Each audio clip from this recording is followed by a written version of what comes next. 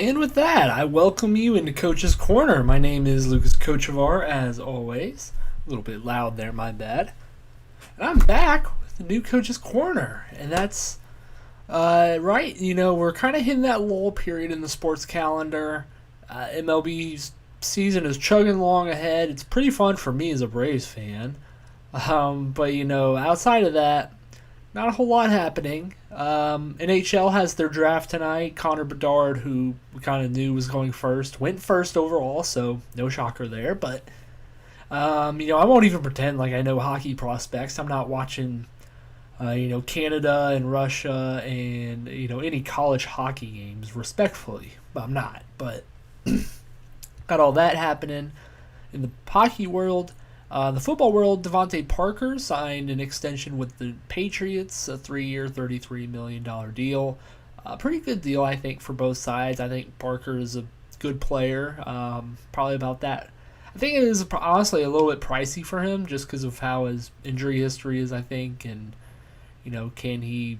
is he really a guy that you want to be paying that much money to be, a tier 3 receiver? I don't know, but I like the player. I like the production he's had so far with New England. So it doesn't get a big mark down on my books, but that happened. The Bulls re-signed Nikolai Vucevic as a center, 3 years, $60 million deal.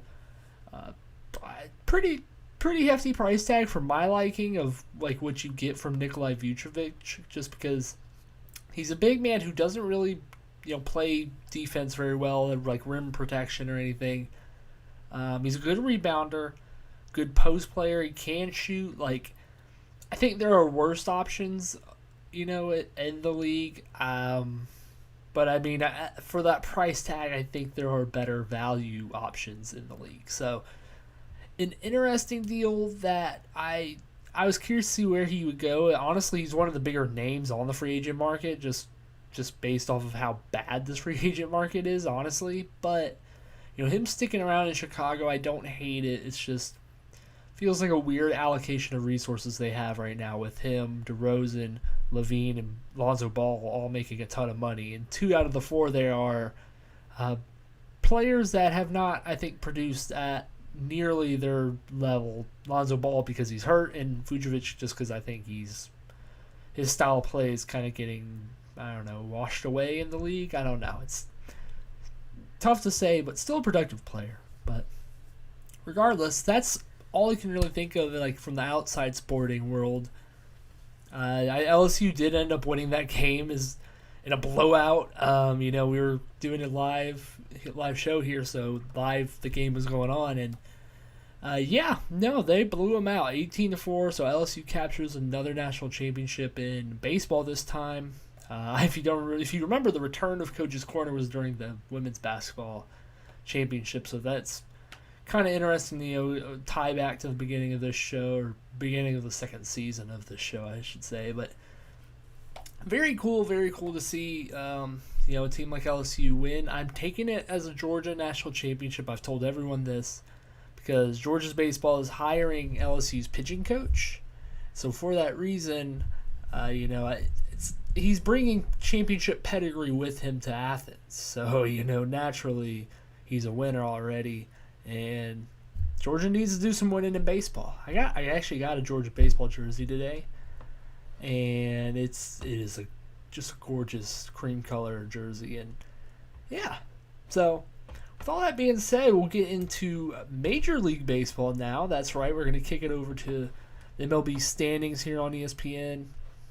We'll take a bigger look, I think, at like what the playoff positioning looks like here in a second. But for now, let's go through the American League. We have Tampa Bay Rays still sitting at first place pretty comfortably. They haven't really fell off necessarily, but they're just still like keeping steady. I think they're not like on this run like the Braves are, that they're scorching everyone, like especially how they were in the beginning of the season for their standards. I think part of that's injuries have caught up with them. It feels like their pitching has had a lot of unfortunate breaks here over the past like month or two. But they're still chugging along, 34-10 at home. Obviously, a big run differential, so pretty good stuff from them. The entire division, if you look at it, it's funny here. It's kind of how I base things when I talk about these, is like how they're doing recently.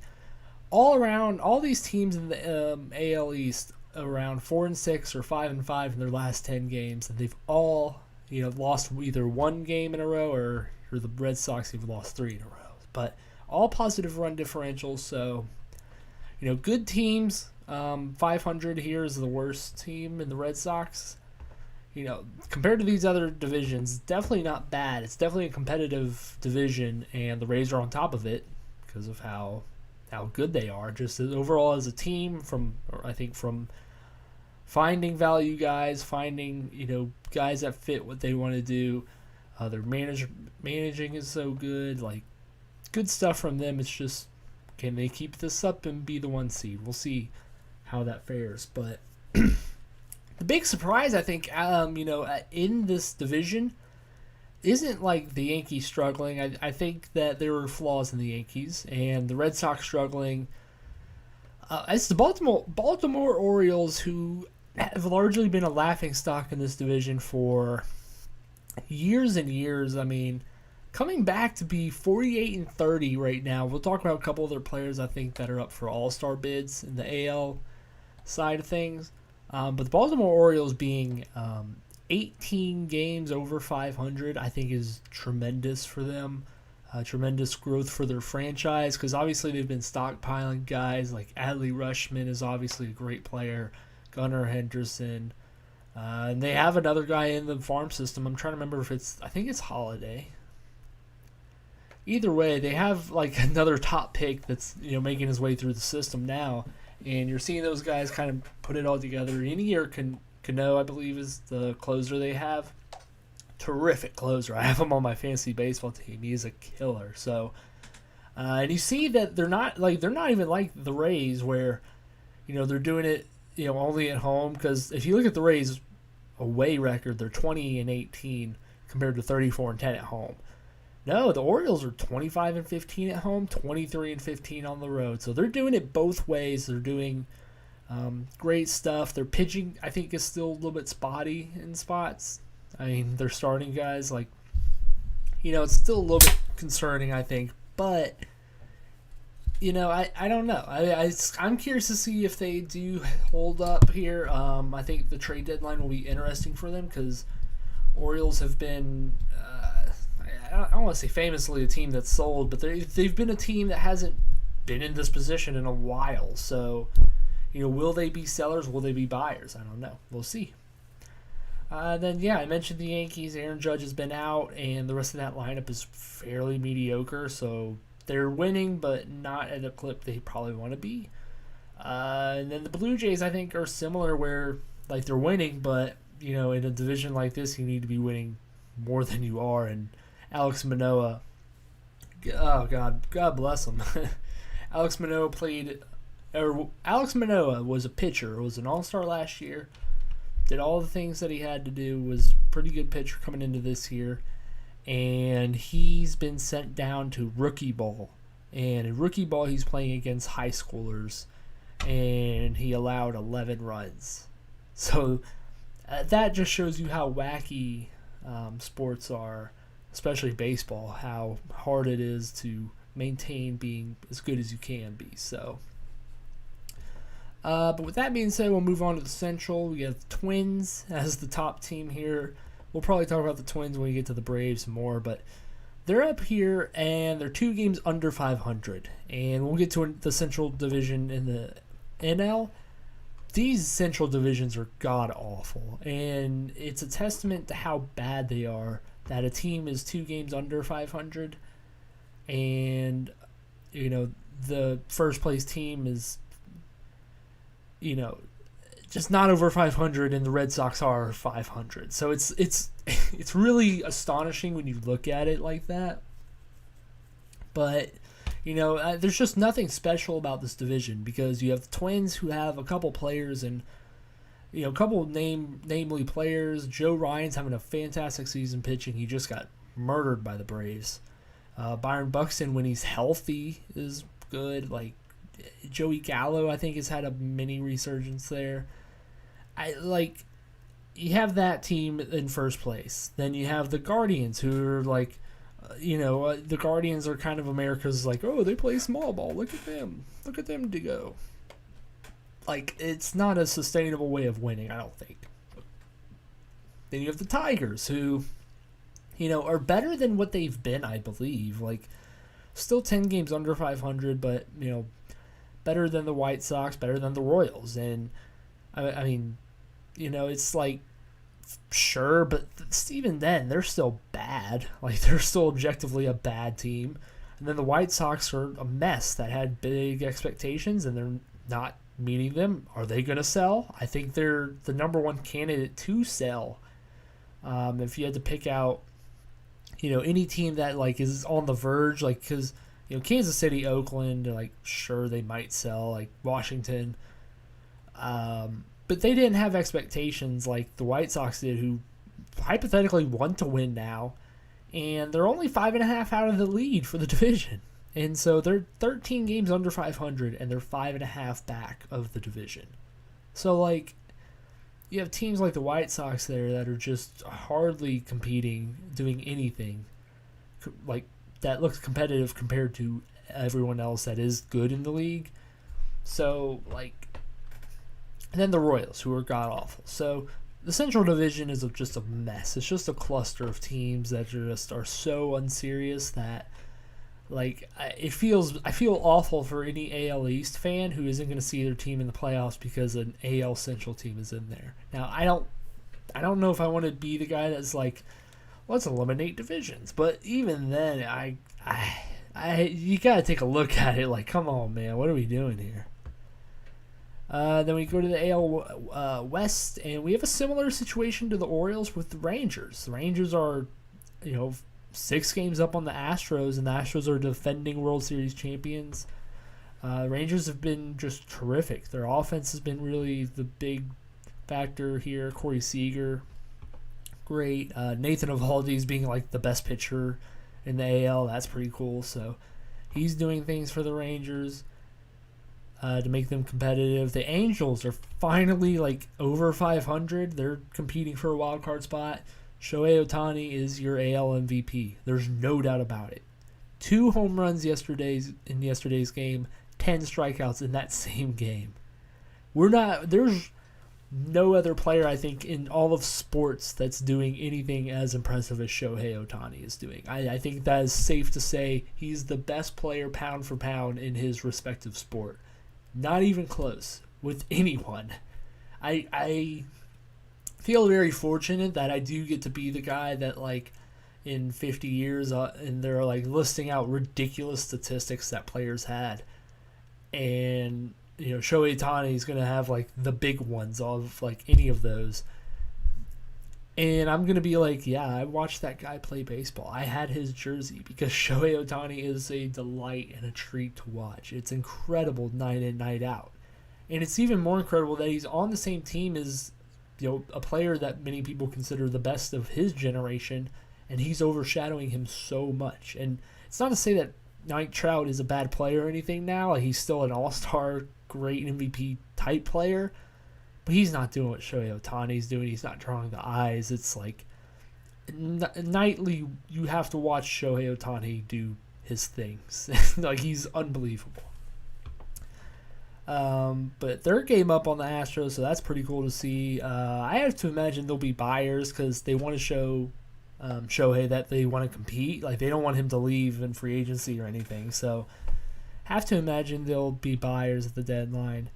Houston, I think, is similar, where it's like their pedigree is like so high that they've been buyers every year since they've been competitive. So you have to think they'll probably try and make some moves to make that next push. And the Mariners. Mariners are a disappointing team. That's just straight up they are. It's tough because they had such a good year last year. Unfortunately, lost to the Astros, but it's teams come back from years like that. Sometimes it works, sometimes it doesn't. And so this year it just doesn't seem like it's quite working. That though, they still have time to get there, but it's not looking great. Then we move to the NL. And in the NL, we have the Atlanta Braves, who winning today puts them at the highest win percentage in the league, best record, because they've been so damn good. Their first inning offense is the first in every category. Ronald Acuna is the NL MVP. The same way I'll say Shohei is the AL already, I'll make the declaration that Ronald Acuna is your NL MVP.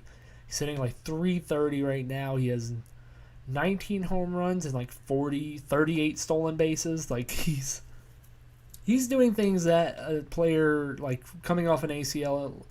He had an ACL like injury like last year. He was recovering from the ACL and never truly got, I think, to 100%, like to his full potential. And I think it wore on him, like mentally and physically, throughout the year. He comes back this year, is tearing the like cover off the ball, hitting moon shots, running the bases like crazy. I think it's safe to say he's all the way back, and it's so awesome to see. It really is, and I love every second of it. And the crazy part about what this Atlanta team is doing is they don't have the pitching. Max Fried, the Cy Young runner-up last year, injured. He's injured and trying to come back. Hasn't played but like 3 games, maybe 4 games. Kyle Wright played 1 game, 1 start he had before he went down with an oblique strain. So 2 guys right there. Charlie Morton has not had his best stuff, remotely close to it, I think, consistently this year. But you have Bryce Elder coming up, another young pitcher doing his job well.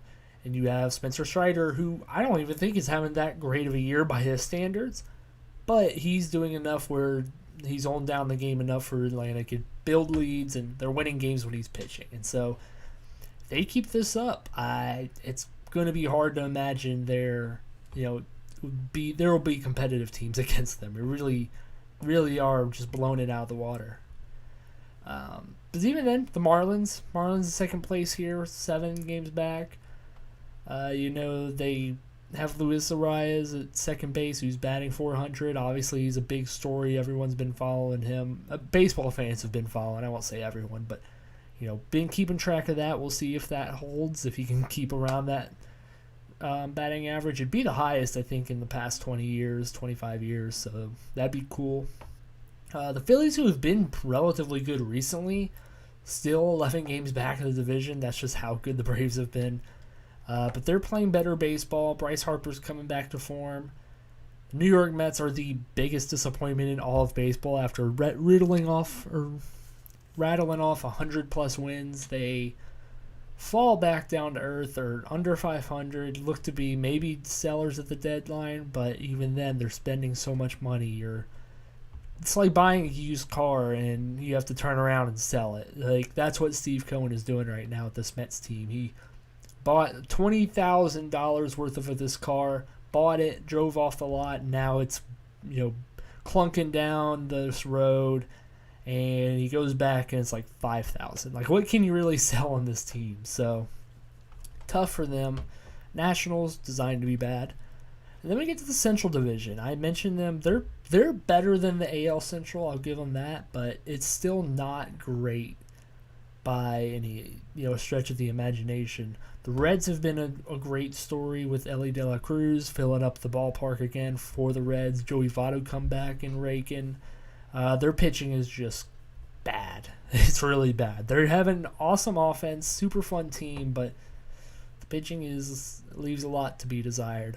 The Brewers are, I don't know if they're the opposite. I honestly have not heard anything about what the Brewers have been doing this year, but they're 3 games over 500. They're just a win back on the Reds. So, a fine team. Always feels like they have good pitching. So, the Cubs, who have been really good lately, they've been really hot lately. So, they're kind of trying to turn it around. 3 games under 500. We'll see if, the NL Central feels like the most toss-up division between the Pirates and the Reds.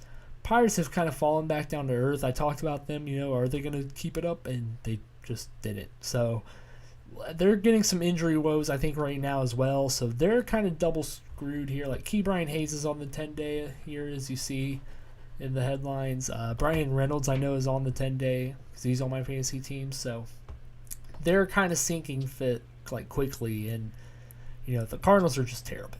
They're just bad. They're not the Cardinals that we normally expect. But yeah, I think the Cubs, Brewers, and Reds should have an interesting back half of this year. We'll see. These three are teams where it's like, what are they going to do at the trade deadline? Because they feel like wild cards. Like the Brewers felt like going into this year, like they could win this division, but they could also just tear the whole thing down and sell off like all the really good pitchers, try and build up their system again. But they're hovering around 500 in the playoffs. Like, I don't know. The Reds felt like they were. I mean, the Reds were kind of actually already intentionally trying to not win games or to not spend money, and not spending money normally equals not winning. And so they're kind of like jump starting this development thing, like the ahead of schedule here. And then the Cubs are. I don't know what the Cubs are, so sure. But then we moved to the NL West. Finish out here. And I think another one of the bigger surprises in baseball is the Arizona Diamondbacks. They're 16 games over 500. They're leading the NL West over the Dodgers and the Giants. The Giants have been a scorching hot team lately as well, but the Diamondbacks are just winning games when they need to. And Corbin Carroll is another declaration. Corbin Carroll is your NL Rookie of the Year, without a doubt. He's an MVP candidate. Sadly, Ronald Acuna is just so much better right now. But Carroll's been really good and leading this Diamondbacks team to this record. They have some good pitchers. Zach Gallen comes to mind. And they're another team where, you look at the home and away record, because I do think that tells a decent amount in baseball. 24-18, 24-14 on the road. Like, they're doing their job in both capacities, and I think that's a testament to how they are as a team, and I like them. Then you have the San Francisco Giants, who, like I said, are scorching hot. They had 10 in a row before they lost that. They're 11 games over 500. They feel pretty good this year. They're kind of just doing their thing. Some magical moments. Mike Yastrzemski hitting a walk-off home run. That was pretty cool the other week ago. Then the Dodgers, who I won't even say they're underperforming. I think these other teams are just performing so high that normally this would normally be a winning record in this division, but because of how well the Diamondbacks and Giants are playing and above the Dodgers in the standings, I think there's a little bit more of a microscope on them. But I mean, going into this year, I didn't expect the Dodgers to be like a runaway 100-team guaranteed team. Frankly, if you look at them, Walker Buehler is down. A couple of their other starters just, Tyler Anderson, I believe, left them. He was their win leader last year in 20 plus wins, and their bullpen isn't super crazy. They have a little bit of weird lineup construction, or position wise, they're kind of weird because Mookie Betts is now playing shortstop or second base, one of the two. Either way, the Dodgers are kind of weirdly constructed, and although Freddie Freeman's having a great year, it's the rest of these pieces don't fit awesomely. And JD Martinez is also having a great year, so they have their pieces that are doing good and they're winning games still. It's just they're not the dominant Dodgers I think that we normally expect. And then the Padres, I think, it's safe to say they're one of the bigger disappointments in baseball, along with the Mets. Just 5 games under 500 with the lineup they have. I know their pitching, it was kind of known that their pitching was mediocre, but their back end starters and their bullpen are not great. That was known, but even then, it's just you gotta be a little bit better than this.